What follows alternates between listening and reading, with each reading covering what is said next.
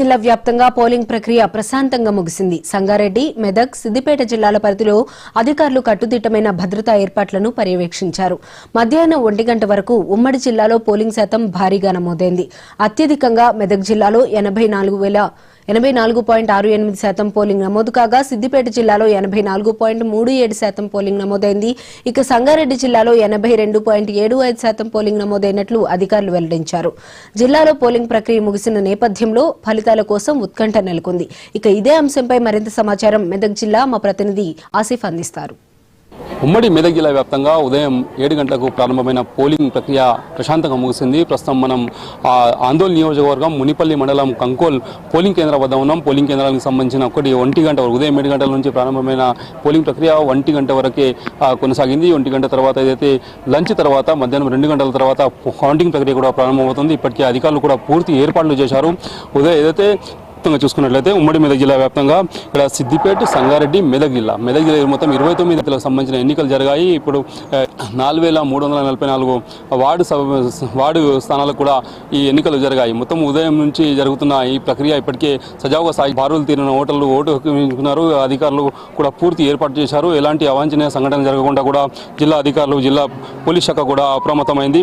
ముఖ్యంగా ప్రధానంగా అక్కడక్కడ చెదురుమదురు ఘటనలు తప్ప మిగతా ఎలాంటి పరిస్థితి కూడా ఏర్పడలేదని ఇప్పటికే పోలీస్ శాఖ కూడా తెలపడం జరిగింది. ఉమ్మడి జిల్లా వ్యాప్తంగా చూసుకున్నట్లయితే జిల్లాలోని ఇప్పటికే ఏదైతే గత ఎన్నికల కన్నా గత మొదటి విడత ఎన్నికలకు సంబంధించిన ఇప్పటికీ 85% పోలింగ్ శాతం నమోదైంది. ఇప్పుడు కూడా దాదాపు 85 నుంచి 90% నమోదైందని కూడా అధికారులు కూడా తెలపడం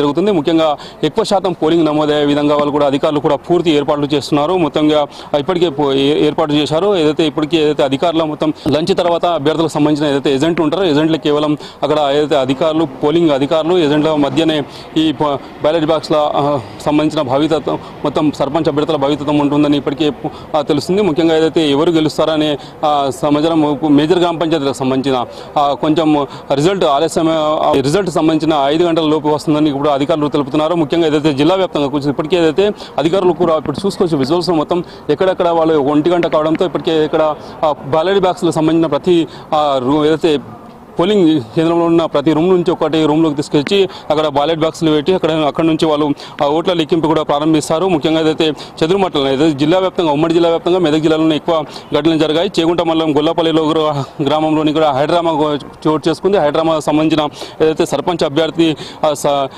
సర్పంచ్ ఏదైతే ఉన్నారో సర్పంచ్ అభ్యర్థి వాళ్ళ భర్త అదృశ్యమయ్యారని ఆమె ప్రచారం నిర్వహించిన నేపథ్యంలోని నిన్న రాత్రి ఏదైతే ప్రచారం నిర్వహిస్తున్న క్రమంలో అక్కడ పోలీసులు డ్రోన్ల సహాయంతో అక్కడ ప్రచారం నిర్వహిస్తున్న డబ్బులు పంచుతారని సమాచారం అందుకున్న పోలీసులు వాళ్ళకు వెంబడించిన నేపథ్యంలోనే అక్కడ ఏదైతే ఆ సర్పంచ్ అభ్యర్థి గాయాలని అక్కడ నుంచి నేరుగా హాస్పిటల్ తరలించాలని ఇక్కడ తూప్రాన్ డిఎస్పీ కూడా తెలపడం జరిగింది. ముఖ్యంగా ఏదైతే మరోవైపు ఓట్లకు సంబంధించిన ఇప్పటికీ ఏదైతే మనోహరాబాద్లో కోయిలపల్లిలోని బీజేపీ కాంగ్రెస్ వర్గాల మధ్య గొడవ కొనసాగింది. ఏదైతే కోనాయిపల్లి ఏదైతే ఉందో పీటీలోని బీజేపీ ఒకరిపై పోలింగ్ కేంద్రం బయట ఏదైతే ఉన్నారో బయటకు సంబంధించిన ఓటర్లను ప్రలోభాలు పెడుతున్నారంటూ వాళ్ళు ఒకరిపై ఒకరు కూడా ఆరోపణలు చేసిన నేపథ్యంలోని వాళ్ళకి ఇద్దరి మధ్య ఘర్షణ చోటు చేసుకున్న నేపథ్యంలోని అక్కడ పోలీసులు రంగప్రవేశం చేశారు. అక్కడ గట్టి బందోబస్తు కూడా ఏర్పాటు చేశారు. ఇప్పటికీ ఏదైతే కౌంటింగ్ ప్రక్రియ కూడా సజావుగా సాగే విధంగా ఇప్పటికే పోలీస్ శాఖ కూడా అప్రమత్తం అవుతుంది.